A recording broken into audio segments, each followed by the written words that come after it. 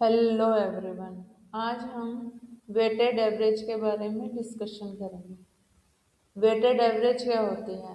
It is a value that represents set of data when each data point is assigns degree of weight to data points. यह एक ऐसी value होती है जो set of data को represent करती है।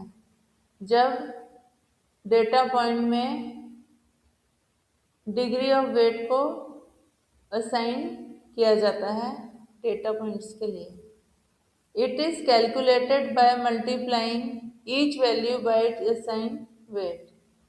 इसकी गणना हर वैल्यू को उसके असाइन वेट से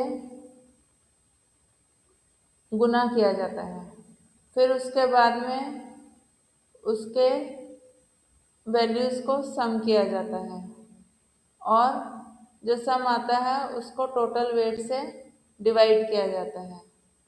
it is used in finance, statistical etcetera. इसका यूज फाइनेंस और स्टैटिस्टिकल एरिया में होता है। It is used only for quantitative values. इसका यूज क्वांटिटेटिव वैल्यूज में होता है। Divisia approach. French economist Divisia 1926 uses weighted average to decompose the rate of change of a continuous time value aggregate into price and quantity component। ये जो डिविसिया approach है यह एक ऐसी पद्धति है जो वेटेड एवरेज का उपयोग करती है ताकि कंटिन्यूस टाइम के वैल्यू एग्रीगेट में परिवर्तन की दर प्राइस और क्वांटिटी के घटकों में इसे डिकम्पोज किया जा सके। या हम कह सकते हैं कि इसका यूज़ यह जानने के लिए किया जाता है कि टोटल वैल्यू में बदलाव कीमत में वृद्धि के कारण हुआ है या खरीदी गई मात्रा में बदलाव के कारण हुआ है। और यह वेटेड मीन के माध्यम से निरंतर समय के आधार पर दोनों में अंतर को अलग अलग डिकम्पोज किया जाता है। Laspeyres index defined as a base period revenue share weighted arithmetic average of price ratios. It uses fixed weights, often quantities from a previous period to calculate current inflation.